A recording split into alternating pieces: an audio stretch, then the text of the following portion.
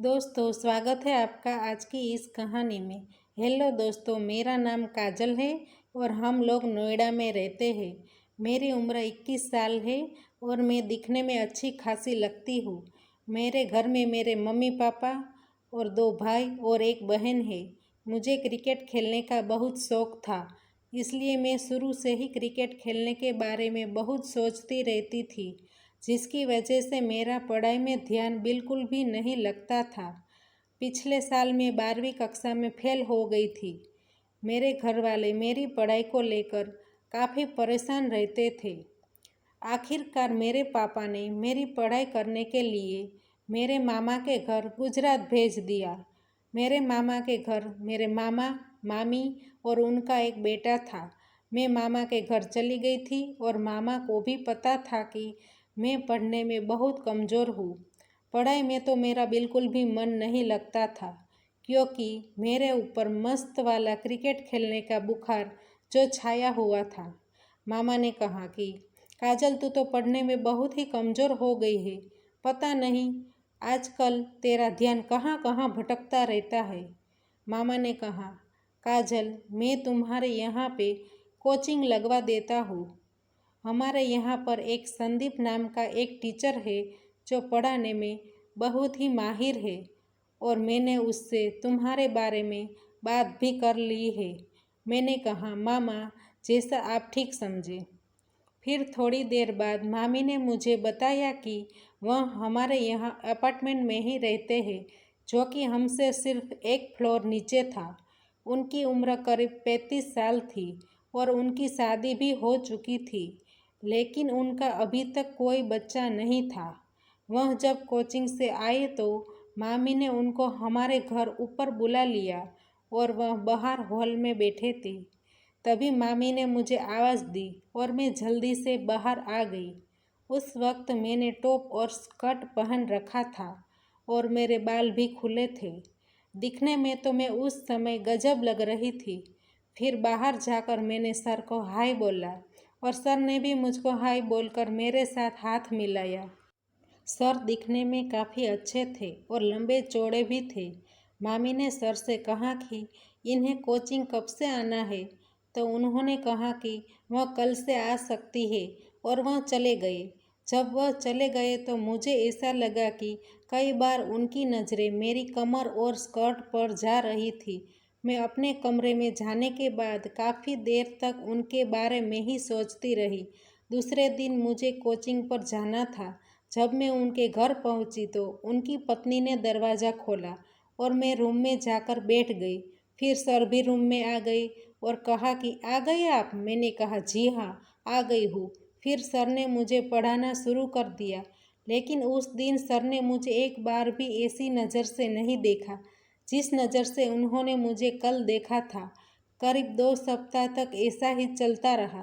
फिर एक दिन मैं कोचिंग के लिए जब उनके घर पहुंची तो सर ने दरवाज़ा खोला और मैंने अंदर जाकर देखा तो घर में कोई नहीं था।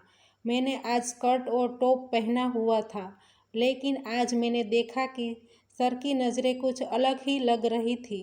तो मैंने सर से पूछ ही लिया कि सर, आपकी पत्नी कहाँ है? तो वह बोले, वह अपने मायके में कुछ दिन के लिए गई हुई है। लेकिन जब सर मेरे साथ बात कर रहे थे तो उनकी नज़रें मेरे पर टिकी हुई थी। मुझे यही टाइम सही लगा कि सर के साथ दोस्ती बढ़ाई जाए। फिर मैंने बोला कि सर, आपसे एक बात पूछनी थी। सर ने कहा, पूछो काजल, क्या पूछना चाहती हो? मैंने कहा, सर, कई बार जब मैं प्रश्नों की प्रैक्टिस करती हूँ तो बीच बीच में अटक जाती हूँ। सर बोले, अपनी गाइड में देख लिया करो। लेकिन सर, गाइड तो और कंफ्यूज कर देती है। फिर सर बोले, तो एक ही रास्ता है। मैंने कहा, वो क्या है सर? तुम मुझे कॉल कर लिया करो। मैं दिल ही दिल में उछल पड़ी और मेरा निशाना ठीक बैठा था। मैंने सोचा, अब आया ऊंट पहाड़ के नीचे। तो सर बोले कि मेरा नंबर नोट कर लो और मुझे कॉल कर देना। फिर मैंने सर से कहा, सर, अगर आपको बुरा ना लगे तो मैं आपको अपने फ़ोन से मिस कॉल दूँ तो क्या आप मुझे कॉल कर दोगे? यह सुनते ही सर की नज़रें और खुल गई और शायद वह थोड़ा थोड़ा समझ भी रहे थे। फिर उन्होंने मेरा नंबर मांगा और मुझे मिस कॉल दे दिया। उसके बाद मैं खुशी खुशी अपने घर आ गई। मैं रात को सोने के लिए अपने बेडरूम में चली गई और रात के 12 बज गए थे। मुझे बिल्कुल भी नींद नहीं आ रही थी और फिर मैंने अपनी सहेली से बात की और सब कुछ बता दिया और उसने कहा कि यह सर तो फंस गया। लेकिन मैंने उससे कहा कि वह तो मेरी उम्र से डबल है, तो वह हंसने लगी। फिर बोली, अरे पगली, इसी में ही तो मज़ा है मेरी जान। उसके पास क्रिकेट खेलने का अनुभव है, वह पुराना खिलाड़ी है, वह तेरे साथ अच्छे से मस्त वाला क्रिकेट खेलेगा और तुझे सिखाएगा भी, मतलब अनुभवी है। फिर मैंने फ़ोन काट दिया और सर को मिस कॉल दे दी। मिस कॉल देने के बाद मेरे दिल की धड़कनें बहुत तेज हो गई थी और कुछ ही सेकंड के बाद ही उनका कॉल आ गया तो मैं घबरा गई और मैंने कहा कि गलती से कॉल लग गई थी। तो वह हंसने लगे और मुझसे पूछा कि तुम्हारे मामा मामी कहाँ हैं? तो मैंने बोला कि वह अपने कमरे में है। उन्होंने कहा कि जब भी मन करे कॉल कर लेना, मुझे बुरा नहीं लगेगा, और हंसकर फ़ोन काट दिया। शायद उन्हें पता चल गया था कि मिस कॉल गलती से नहीं लगा था, मैंने ही लगाया था। फिर करीब 2 बजे मेरे फ़ोन पर सर का मैसेज आया कि सो गई क्या। मैसेज देखते ही मेरे रोंगटे खड़े हो गए और बेचैनी भी बढ़ गई। फिर मैंने झट से अपनी फ्रेंड को कॉल लगाया और मैंने सब कुछ कह दिया। तो वह बोली कि वह सब समझ चुका है, बस अब उसका साथ देती जा और डर मत, वह सब संभाल लेगा। मैं सच में काफ़ी डर गई थी और मैंने मैसेज भी नहीं किया था। उसके बाद सर का फ़ोन आया। फिर मैंने फ़ोन उठाया तो उन्होंने कहा कि मैं आपको परेशान तो नहीं कर रहा। फिर मैंने कहा नहीं सर। फिर सर ने पूछा कि क्या सब सो गए? तो मैंने कहा हाँ सर। फिर उन्होंने कहा जब तुम चाहो मुझसे बात कर सकती हो। शायद सर सब कुछ जान चुके थे कि मैं क्या चाहती हूँ। सर ने भी सोचा होगा कि ऐसे मौके बार बार नहीं मिलते। सर ने कहा काजल, एक बात कहूँ तो बुरा तो नहीं मानोगी? मैंने कहा नहीं सर, बताओ। वह आज तुम्हारा सूट तुम पर बहुत अच्छा लग रहा था। यह सुनते ही मेरे सर से लेकर पाँव तक एक अजीब सी हलचल होने लगी। चलो बाय। फिर सर ने फ़ोन रख दिया, लेकिन मुझे कुछ समझ में नहीं आ रहा था कि मैं क्या करूं। इतने में ही मैंने वह कर दिया जो मुझे नहीं करना चाहिए था। मैंने एक बार फिर से उन्हें मिस कॉल दे दी। सर का फिर से फ़ोन आया, लेकिन मैंने उनका फ़ोन नहीं उठाया। सर ने फिर से कॉल किया और मुझे उठाना ही पड़ा। उसने कहा क्या हुआ? मैंने कहा नींद नहीं आ रही थी, सॉरी सर। सर बोले इट्स ओके। फिर बोले एक चीज़ बोलूं काजल? मैंने कहा हाँ सर। उसने कहा अभी तुमने क्या पहन रखा है? मैंने कहा सर प्लीज़ बाय, और मैंने फ़ोन रख दिया। फिर अगले दिन मैं कोचिंग नहीं गई। फिर रात को सर का फ़ोन आया और बोले आज कोचिंग क्यों नहीं आई? तो मैंने कहा कि मुझे कोचिंग में नहीं पढ़ना है। तो सर ने मुझे काफ़ी समझाया और फिर कहा कि तुम नहीं आओगी तो तुम्हारी मामी खुद तुम्हें लाएगी।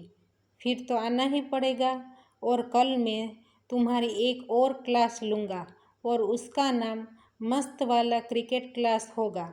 मैंने कहा सर प्लीज़ यह मत करना, प्लीज़ सर।